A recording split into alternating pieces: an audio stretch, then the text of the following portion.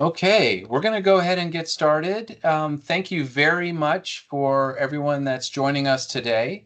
My name is Adam Brooks. I am the founder and managing director of Able Financial Group. We have a wonderful presentation today. Larry Van Quathem, who's a certified financial planner, will be going over some tips to manage the costs of college.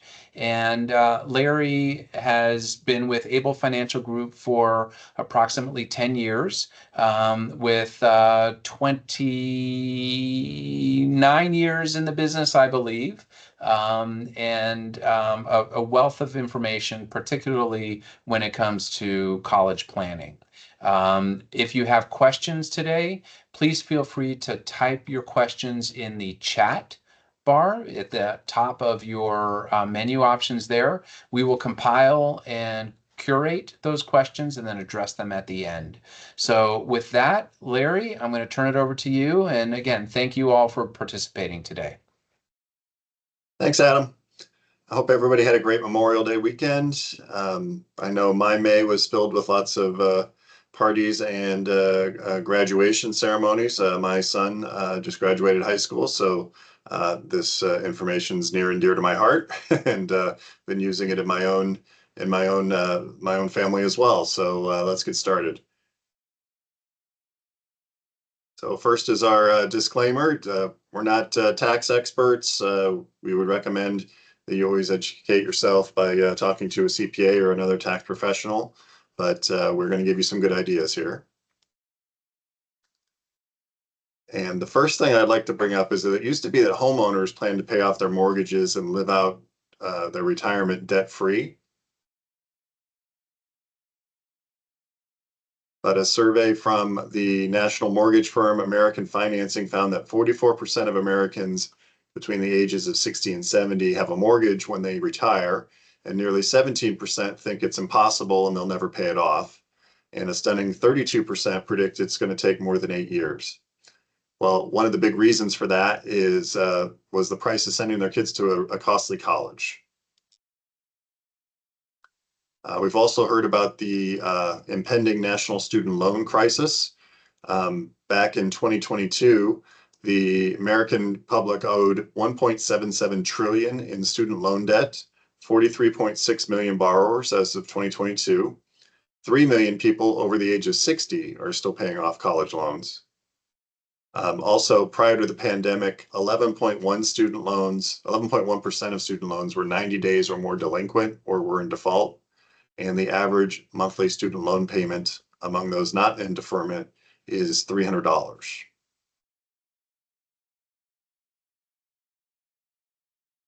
So the problem that we're dealing with is that families often overpay for college. They take on too much debt. They hurt their savings and retirement plans because they tumbled unprepared into the late stage college funding pressure cooker. And it's hard to think about college planning as a major financial planning challenge for families when you just want to send your kid to a good school. And there's nothing wrong with that, but we need context for understanding all the forces that will come into play. So here's a quick rundown of many of the key aspects of that challenge. Students and parents feel the academic and social pressure of competition. Colleges target your child, some wanting him or her to apply, mostly so they can reject the application. Impending deadlines promote tension and rash decisions. Your student's college list may be unrealistic, influenced by popular ranking lists, and uninformed about actual costs or degree earning power or the average number of years to graduation. Some school counselors aren't trained to help families figure out how to pay for college, and a lot of families lack the knowledge and the guidance. All of these dynamics contribute to something none of us want to have happen, which is overpaying for college, and that's why we're here tonight. So Adam gave me a nice introduction, but wanted to just reiterate here that families can act rashly. They can take out home equity, take out large second mortgages, sometimes even blowing up their retirement funds, and that's kind of where we come in. I'm a financial advisor, and a lot of people would say, well, what does a financial advisor have to do with college planning?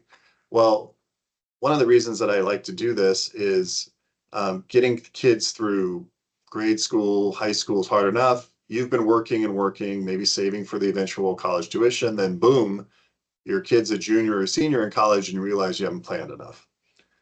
The costs of tuition, room and board are higher than expected. Stress increases as you receive piles of slick brochures from fancy colleges and hear your friends talk about where their kids are going. So as we talked about, this leads to poor decisions, which might negatively impact your family's financial health for years or even decades to come. I've seen that happen over 30 years in the business, and I want to help you before you get to that stage. So that's why I do this presentation. In case you're wondering, I wanted to assure you that this is not a sales presentation. You're not going to hear anything remotely close to a sales pitch tonight. You can see what we review tonight on the agenda. There's going to be some handouts that I'm happy to send anybody who's attending the webinar tonight.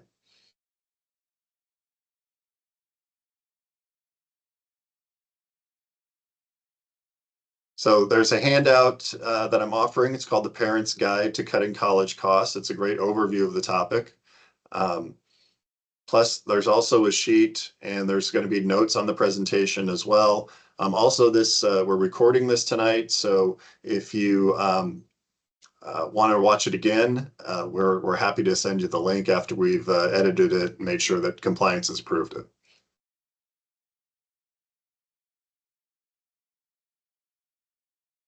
So all the key ideas of my presentation are going to be available here.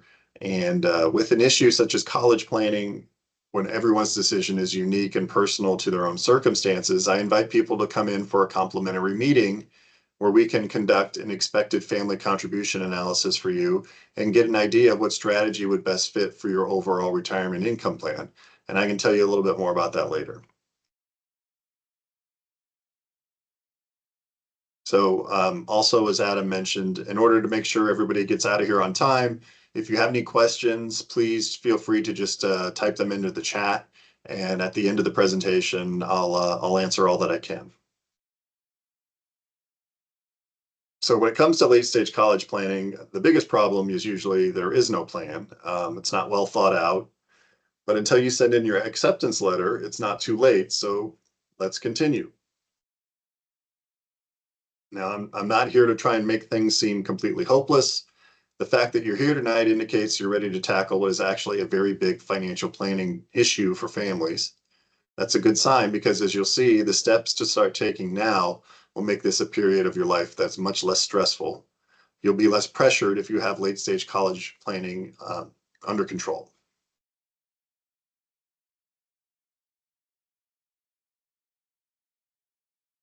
So you're probably tired of me introducing all the complications. So you're thinking, what is the first most important thing I need to know so I can avoid overpaying? And that brings us to our first key. Number one, parents must lead the college selection process with the child as the co-pilot because you have the most to lose. Lose means picking the wrong school, overpaying for it, or underestimating the total costs, including how many years it takes to actually earn the degree. Now, I'm not saying that your child shouldn't be involved in the college planning process, of course, but parents need to know that they're willing to pay or what they're willing to pay and where the money comes from.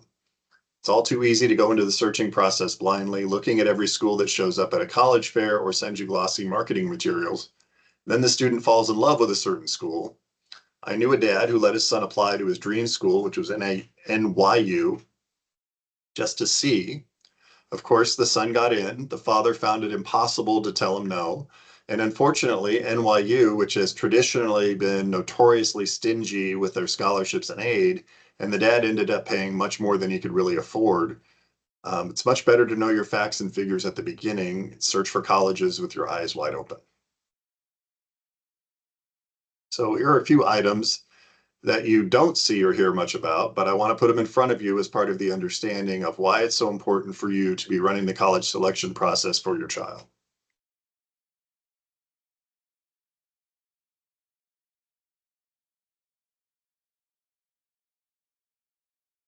So there are several large organizations, most notably US News and World Reports, who love to tout their college rankings list, but don't be fooled. These are not lists you should use to determine your child's college And here's why. They encourage institutional bad behavior, cheating, and admission tricks. They have a formula that can be gamed by the universities. They make popularity a big ratings factor. They use 6-year graduation rates. They encourage schools to use to favor more affluent students, and they don't measure what's important. So you might be wondering, so let's say I'm in charge leading this process. The news is filled with the price of rising college education. Can I send my child to a good school without blowing my savings? The answer is yes, which brings us to our second main point. The news media likes to hype that the rising costs of college and staggering student loans, and all these things are true. But what they miss is the important detail that higher education is actually a buyer's market, despite the news about increased costs and high rejection rates. Price discounts are quite common among state universities as well as private institutions. Schools give discounts through grants and scholarships.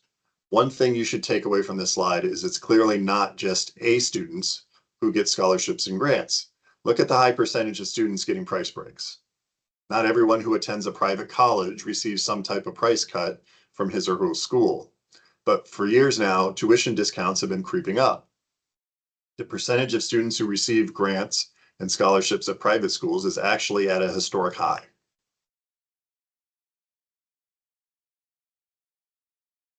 The average tuition discount at a private college and university is also at an historic level.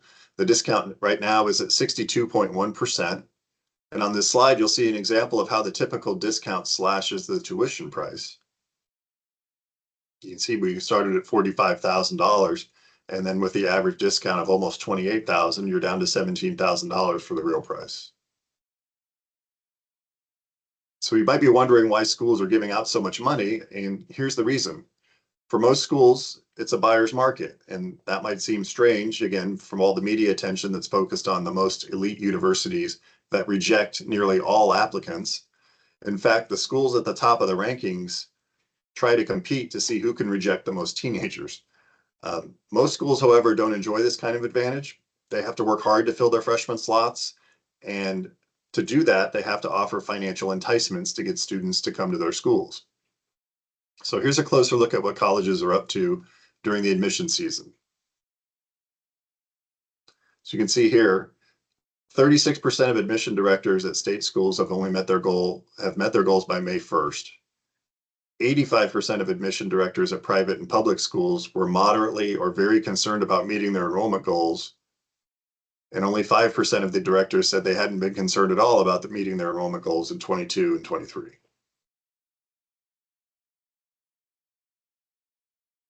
So with all this information, you might be feeling a little overwhelmed or maybe even intrigued, but regardless, you probably want to know what are the key things to focus on to successfully navigate the college funding process. The thing we want to focus on is gathering the PEGs. That stands for price, expected family contribution, graduation rate, and the starting salaries for the schools to start the process of identifying the best deal and the best price. So PEGS is an easy acronym we created that speaks to some of the key information gathering that you'll be getting on your college journey. PEG stands for price, expected family contribution, graduation rate, and salary. So let's look at each briefly. We start with price, which means net price calculators. You'll use these tools to discover what a school's true cost is. So let's take a look. One of the most infuriating aspects of the college admission process is that traditionally families couldn't know what a college was going to cost until their child received his or her financial aid or merit letter. Even worse, they may not have gotten the offer until spring, which would give them little time to select a school by the deposit deadline, which has traditionally been May 1st. Applying to schools, however, doesn't have to be a financial crapshoot if you use the net price calculator before your child applies to any colleges. A net price calculator is supposed to provide you with a personalized estimate of what a particular school will cost. The net price represents what a student will have to pay after scholarships and grants from the federal and state governments and the school itself are subtracted. So when using the calculator, some families will discover that the cost of a $55,000 university might only be $20,000 or $10,000 or even lower. For other families, the cost will really be $55,000. Federal law requires that these schools post a net price calculator for freshmen on their websites. Some schools also provide a calculator for transfer students. If you want to avoid the budget busting schools, it's critical to know what the actual prices of particular schools are before your child falls in love with them. So let me stress that again. You want to know this before your child falls in love with them. Okay. This could save you tens of thousands of dollars. May also save your relationship with your child if you start with this first. So I've seen this a lot, but way too many parents are guilted into paying for college that outstrips their budget, and this can jeopardize their own retirement plans. So knowing in advance what schools will cost will help families draw an appropriate college list and reduce or eliminate financial surprises. Thanks to net price calculators, there is no reason why students and parents can't have a pretty good idea of what college will offer before deciding when to apply.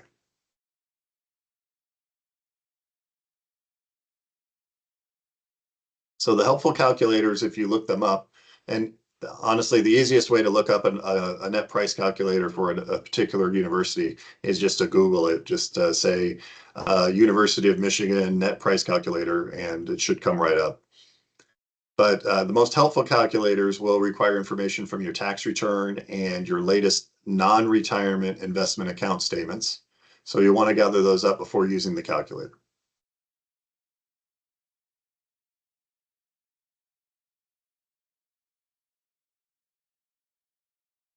So when using these, you should use these to get a handle on what sort of applicants capture the best awards at an institution. What kind of grade point averages or test scores does a student need to win a greater award from a specific school? With this tool, families can manipulate figures to see whether it be worth it for their child, for instance, to take the SAT or the ACT again. Would a higher test score boost a child's potential package? Would a slightly higher GPA matter? It can also be important to measure what impact, if any, a family's home equity might have on an award. So with so much money at stake, it's worth taking a little time to use these calculators strategically.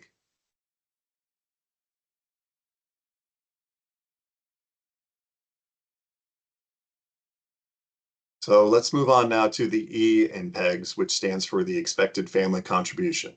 This is a federally calculated number that tells you what you're expected to pay. Your expected family contribution is a dollar figure that represents what your financial aid formula believes your household should be able to pay for 1 year of a child's college education. For schools that strictly use the free application for federal student aid, it's called the FAFSA. The new term for the expected family contribution is the student aid index. The CSS profile, which is the other major aid application, will continue to use the term EFC, or expected family contribution. Your SAI or EFC is not necessarily what you will pay. It's based on a number of factors, including income, non-retirement money, education account sizes, size of your household, and the marital status of the parents. The CSS profile also cares about the number of students in college. The EFC or the SAI will give you a good idea of whether you will qualify for any need-based aid or whether you should seek out schools that provide merit scholarships. This helps you go shopping for colleges.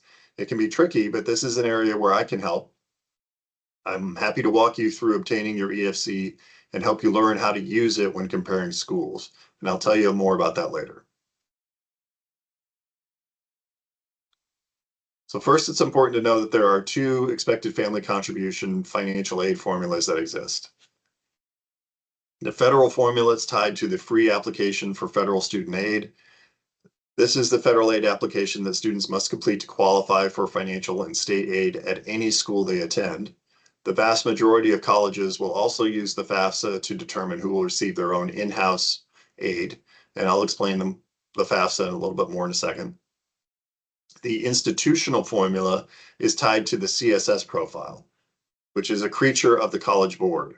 So this formula is used by 187 mostly private universities, including University of Virginia, University of Michigan. Those schools use this profile.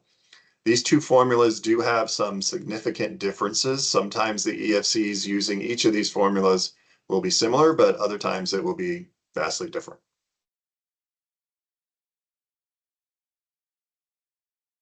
So to qualify for any federal and state aid, families must file the FAFSA. The vast majority of state and private colleges and universities use the FAFSA to determine who gets their own institutional need-based aid. The schools that use the CSS profile will use that aid application to determine who receives their own institutional aid.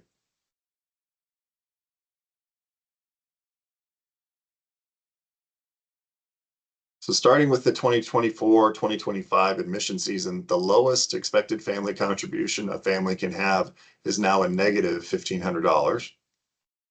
It means a student experiences extreme poverty and has no ability to pay for college.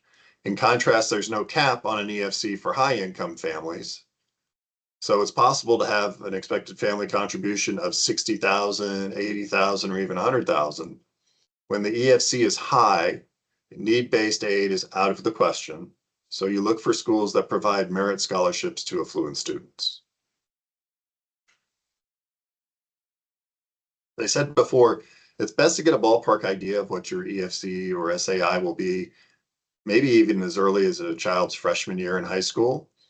Now, obtaining that preliminary number will give you a rough idea of what kind of financial obligations you'll face. Families will usually have to pay more for college than their EFC indicates that they can afford, because most schools do not meet 100% of a student's demonstrated financial need. Consequently, it's important to identify the most generous schools that would consider your child an attractive candidate. So we'll go into a little bit more detail on this later. So the expected family contribution can be tricky in terms of understanding which aspects of your finances need to be included and excluded when you complete the process. That's a service that I offer whenever I make this presentation, and I'll give you a little bit more detail on how to contact me about that later.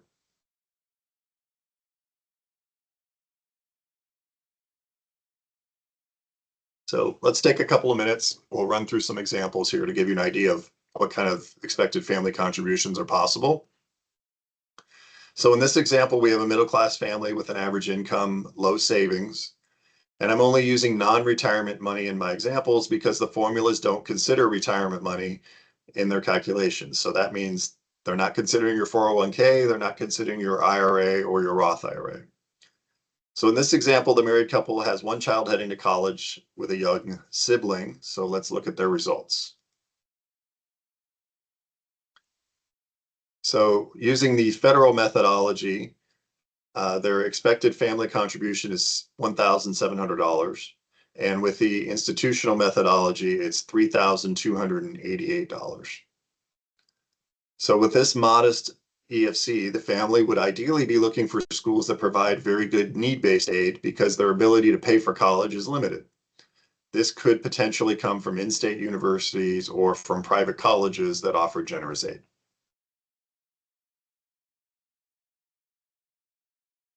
So here's an example of how much aid a family with a low EFC could be eligible for when applying to an expensive school. So it's important to add that only 6 dozen or so colleges and universities say they meet the full financial need of their students.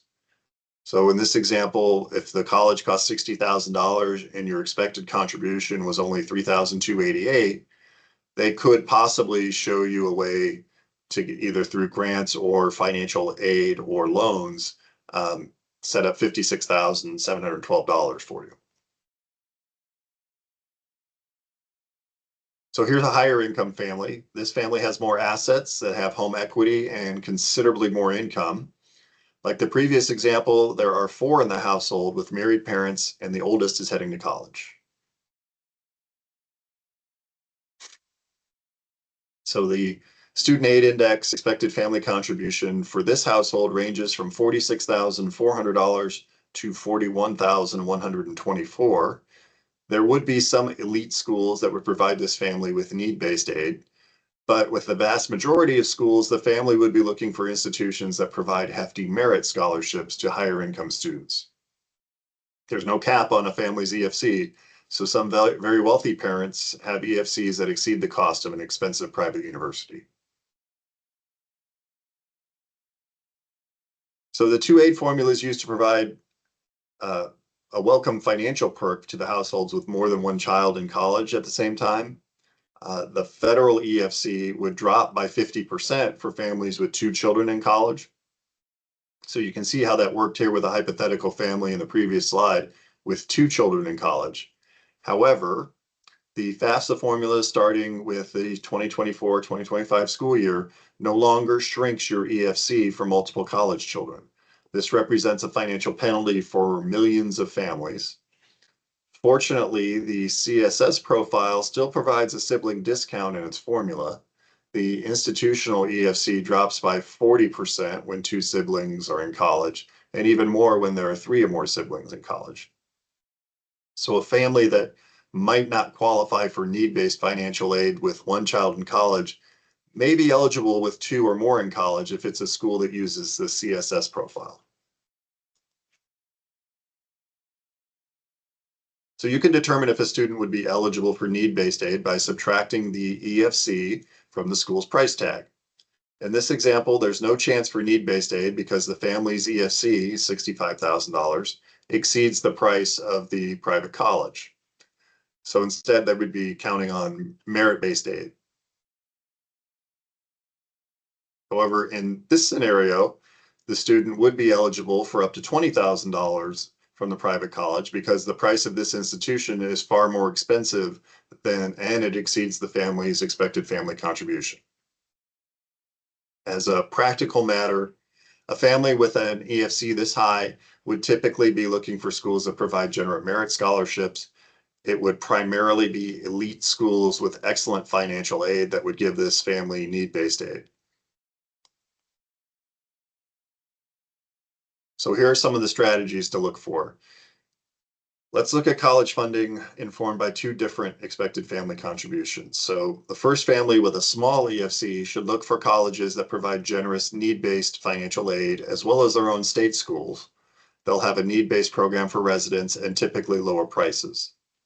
Remember, it's also important to file the FAFSA as early as you can, since the students that tend to receive twice as much grant money from state programs in state universities. And sometimes that money can run out if you file late. So for the 2025-2026 admission season, the first opportunity to file the FAFSA will be October 1st.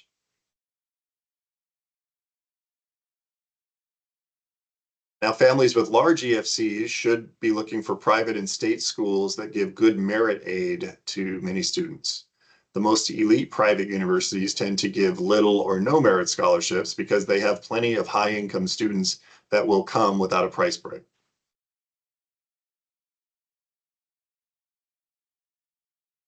So that gives you a sense of how the EFC plays out. After you obtain your EFC, you can hone in on what types of schools are the most appropriate to aim for.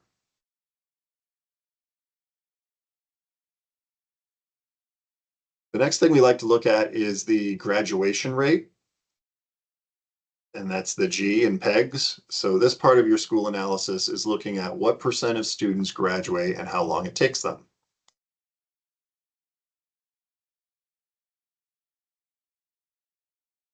So most parents assume their child will graduate in 4 years, but unfortunately, this usually doesn't happen. According to federal statistics, the 4-year graduation rate for private colleges and universities is 54%, and it's only 37% for state schools. So it's always important to check the 4-year graduation rate, since a delay in graduation can significantly boost the cost of college. There can be major differences among the same types of schools as well as different majors, so always check. You also like to check a school's freshman retention rate. Ideally, you want a school with a very high percentage of freshmen who return for a second year. If schools on your list don't have a high retention rate, find out why.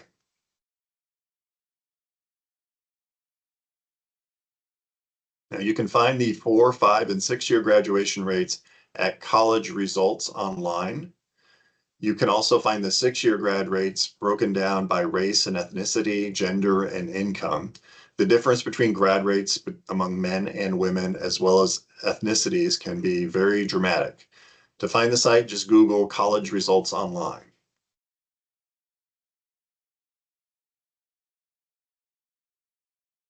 So a source for four-year graduation rates is the Federal College Navigator. This is a screenshot of how the school's graduation rates will be presented. You'll also see freshman retention rates. Unfortunately, a lot of resources of graduation rates only share 6 or even 8-year graduation rates. What you want to look for is the 4-year rate, which is just common sense. I don't know any parents who would want to pay for 5 or more years of college unless their child's going to be a doctor. So, and the last part of PEGS is S, which stands for salary. So as part of your evaluation process, you may also want to look at a school's salary outcome and consider that in the context of how much you're paying for your child's degree. Parents tend to overpay based on assumptions and rankings, but a big investment isn't always worth it. So many families assume that the salary is largely driven by the school that a student attends. Get into an elite school and the student will be guaranteed a great salary and a great career. Statistics from the federal government show that the academic major that is selected is hugely important. So a great place to check out salary incomes for individual majors at specific colleges is to take advantage of ROI research conducted by the Foundation for Research on Equal Opportunity, or FREOP. That's a think tank. They use federal data. Researchers calculated the ROI on 30,000 different bachelor's degrees and 14,000 graduate degrees. So the freeop.org analysis of federal data shows that the ROI of majors within a school vary dramatically. You can see for yourself from this example, the University of Virginia, biology majors ultimately have an ROI of less than $75,000, while business majors have an ROI of more than 2.2 million. Here's another example from Texas A&M. You can see here biology is actually negative 64,000, but if you look at some of these other numbers up here, here's applied mathematics, it's positive 526,000.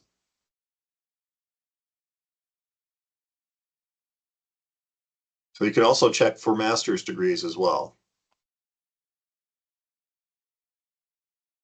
So graduate degrees tend to be much more expensive, which cuts down on the ROI for students. It's kind of stunning to see how many negative ROIs there are at NYU for some of these graduate degrees.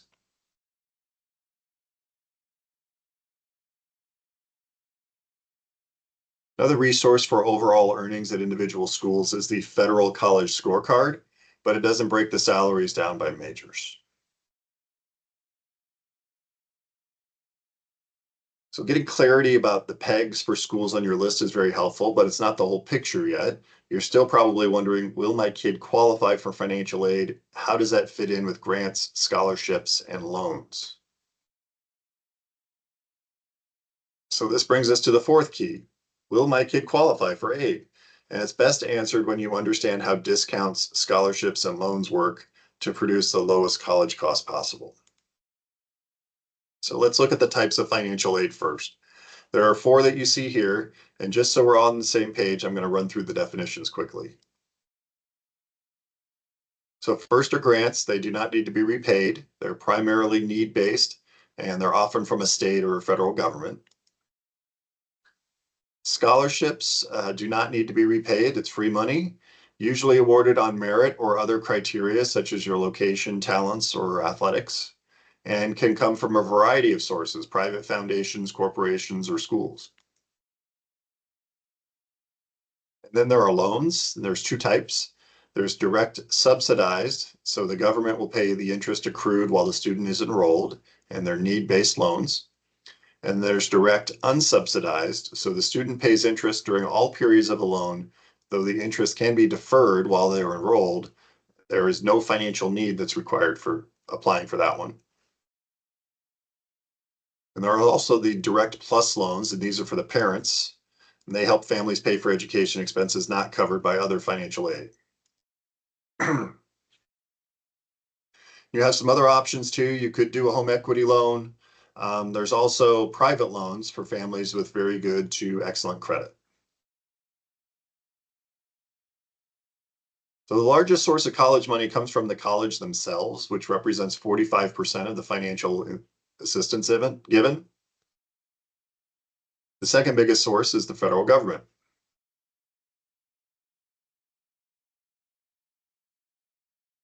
So let's look what comprises financial aid. So these are the three sources of federal help for parents and students. Most are income-based, so grants and work-study jobs, loans for students and parents, and tax credits such as the American Opportunity Tax Credit and the Lifetime Learning Tax Credit. Families who are shut out of federal grants can qualify for federal college loans since there are no income limits. However, without filing the FAFSA, parents and students do not have access to the federal student and parent loans. So the vast majority of federal money is awarded through the Pell Grant. The maximum Pell Award is currently $7,395, but most families who are eligible for at least a partial Pell Grant have incomes below $70,000. The larger the family income and the smaller the size of the household, the lower the potential Pell Award. So all states have aid programs, but they vary in what they offer. Most state grants go to students who require financial assistance. Some states, however, are dispensing most or all of their aid based on such factors as grade point averages and standardized test scores. That's how the state of Arizona does most of it.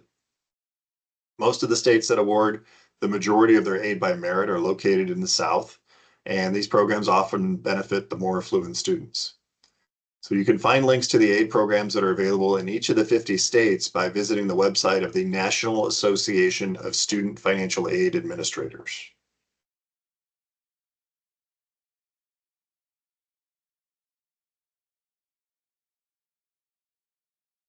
So unless money is no object, it makes sense for a student to include one or more in-state public universities on his college list. In-state schools, however, won't always be the least expensive option, even though that is a widely held belief. If you need financial aid, you need to be aware that public universities very rarely give need-based aid to non-residents. State universities routinely reserve that money for their residents.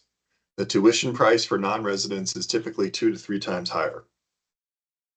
So a non-resident looking for college money should consider merit scholarships, which are awarded regardless of income. The percentage of college money devoted to merit scholarships has grown dramatically, and this is due to 3 reasons. One is administrators at universities are interested in increasing their US News rankings, just like peers at private colleges. And one way to do that is to give merit awards that attract students with higher academic profiles that the US News favors in its rankings and methodology. Public universities also use merit scholarships to attract non-residents, who will still typically pay more than in-state students, which helps the institution's financial bottom lines, especially at schools that still suffer from reduced state government funding beginning with the recession about 15 years ago. Finally, the competition for good students is so high among many state universities that they find it necessary to boost their merit scholarship awards. State schools often have too many applicants to look at a student holistically. A school could have tens of thousands of applicants. Consequently, state universities must rely heavily on GPA and SAT, ACT scores to make admission decisions and dispense merit awards. This makes it easier to get a good sense of what kind of merit scholarship a student might qualify for at a public university. Use Google to find the scholarships that an individual school might offer. Now, scholarships can be easier to get and larger at state universities that are less popular. For instance, what it takes to win a merit scholarship at the University of Colorado in Boulder is much more difficult academically than it would take to win an award at the University of New Mexico or the University of Maine. So keep in mind that many of the most popular state universities, which enjoy great brand names, are located in desirable locations, such as near ski slopes, and they can command higher prices for their outside students. The sticker prices are going to be lower at schools that aren't in high demand. Institutions that are most likely to meet their admission goals are public research universities like UCLA, UC Berkeley, Virginia, Michigan, Texas, and elite private research universities like the Ivies. These schools don't have to worry about attracting applicants with scholarships. They have more than they know what to do with. So here's an illustration of how a state university can share their merit awards with families. This one was pulled off the website for the University of Utah. Individual academic departments can offer their own scholarships too.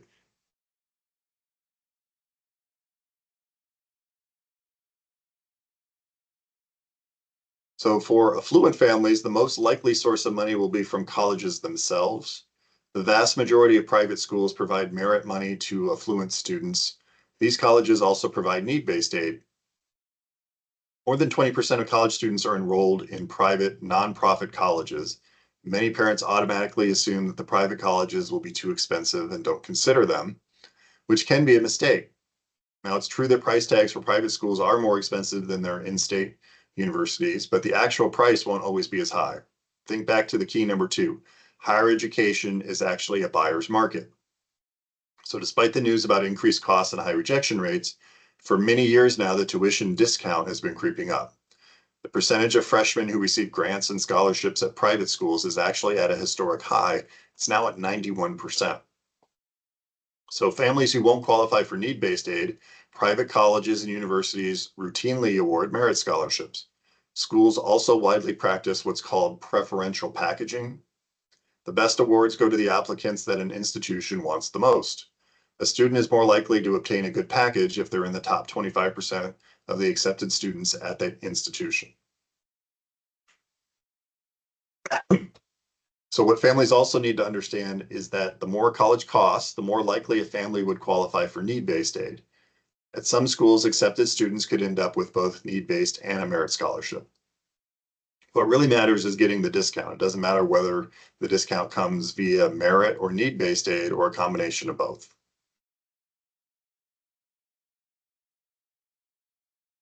So if you won't qualify for the need-based aid and money is tight, the worst place to apply for college from a financial standpoint are the most highly ranked universities.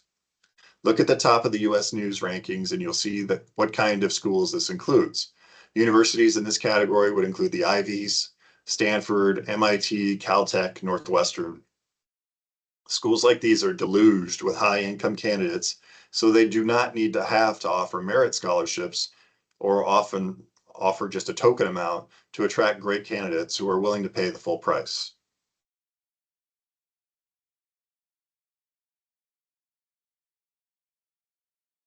So while there are 2,800 four-year colleges and universities in the United States, there are about 6 dozen that can claim that they meet 100% of the demonstrated financial need of all or most of their freshmen. The schools that are most likely to provide the best need financial aid are the elite schools. If you get into schools like these on this slide and your family needs a great deal of financial help, you're likely to get in. In contrast, if you're wealthy and your child gets into one of these highly rated schools, you're likely to pay full price. The schools that offer the most generous need-based aid are among the most highly ranked by US News and World Report. These schools tend to have large endowments and they also attract a lot of students who pay full price so they can afford to offer generous packages to those who need help. Students requiring financial assistance who get into these schools like to feel like they've essentially won the educational lottery. Of course, these schools are among the hardest to get into. On the other hand, the schools on this slide don't give merit aid to students who don't qualify for financial need. They don't have to because there are plenty of high income students whose parents are going to pay the full price.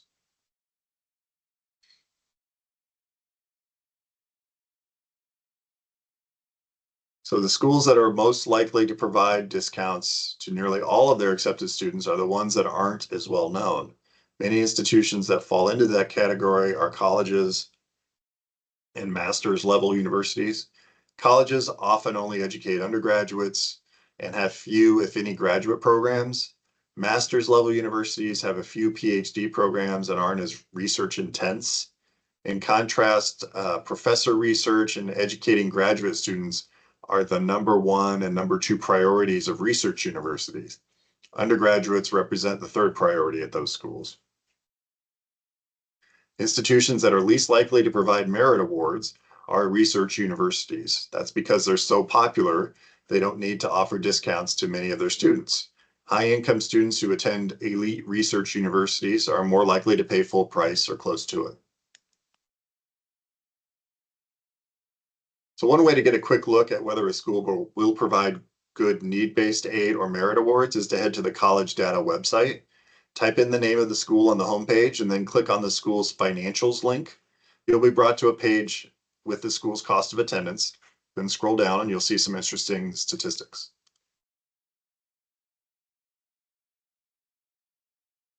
So first you want to see what percentage of students receive merit awards and what the average is. For need-based aid, you want to see what percentage of the need did the school typically meet and what percentage of students had their full needs met. And you'll also want to see if the awards drop off after freshman year, especially with typically the ones that have the highest offers.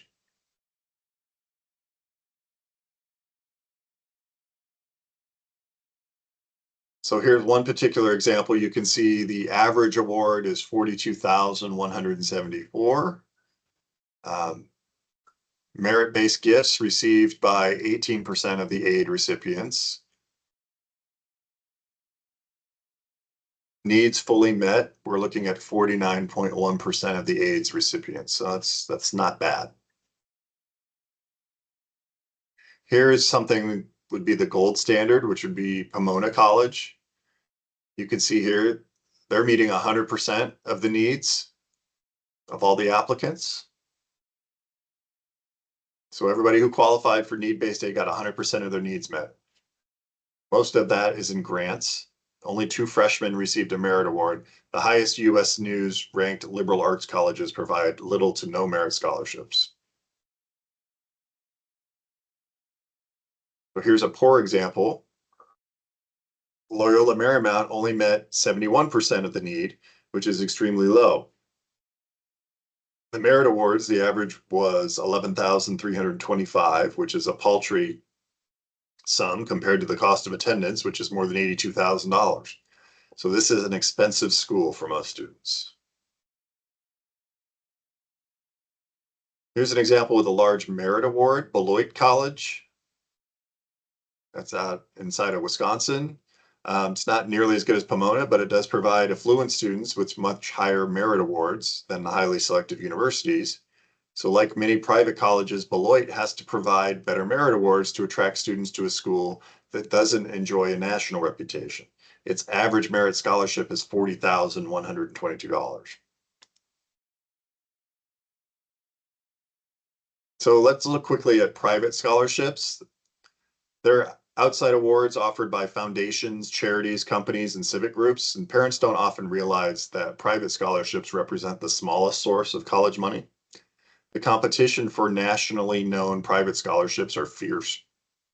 So in a recent year, one that a lot of people know about is the Coca-Cola Scholars. It received 112,000 applications for 250 awards.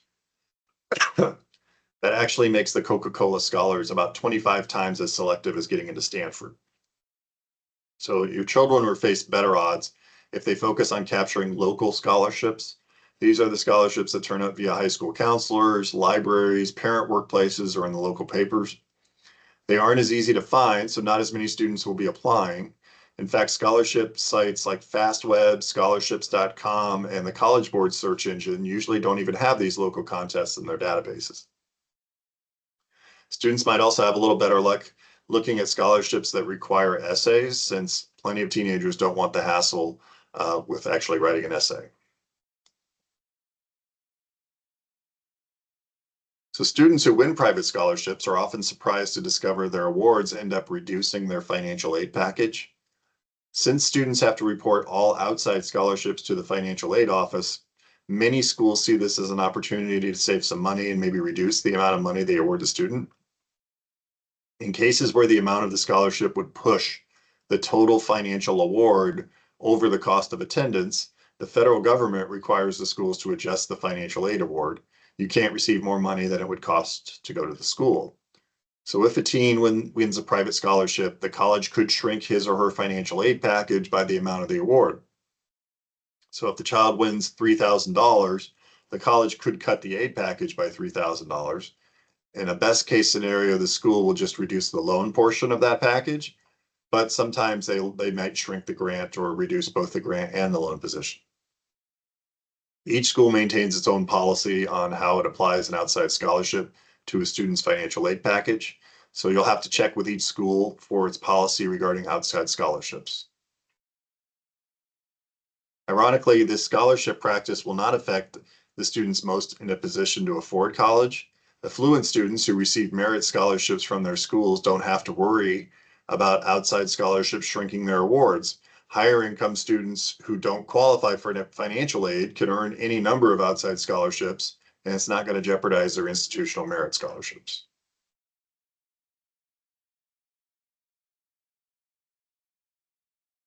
So we're almost to the end. And no doubt many of you are feeling like, my gosh, this is a lot of information. How do we smartly process it and proceed? It's a good question that leads us to our final set of points. So let's look at where we started. We started with the main challenge. Families often overpay for college. They take on too much debt and they hurt their savings and retirement plans because they tumbled unprepared into the late stage college funding pressure cooker. And we also looked at the details behind these main points. Parents must lead the college selection process. Higher education is actually a buyer's market. You need to gather the pegs, price, expected family contribution, graduation rate, and starting salary to start the process, and understand how financial aid works to get the best price. And this brings us to the conclusion that you need to start developing your college funding strategy now by getting an expected family contribution analysis. So from that baseline, you can begin to gather the rest of the critical information you need to start the hunt for the right school with the lowest possible tuition while protecting your retirement plans. So if you want to go further, I can easily help you and help find those generous schools based on your financial situation and the academic profile of your teenager. So college education is a buyer's market, and the old adage is knowledge is power is true. So when you act as an informed consumer, you can get the best education at the lowest cost and minimize the risk of damaging your retirement savings. So I'd like to invite you to come by my office or on a Teams call for a complimentary one-on-one expected family contribution analysis. And we'll go through all the information that we covered in this presentation, but it'll be with a more personal focus on your specific family and your needs. So I'd like to just leave you with one last thought, and that's paying for college is one of the biggest purchases in your life next to your house. So do your research and let's make sure we get it right. So now I'd be happy to answer if there were any questions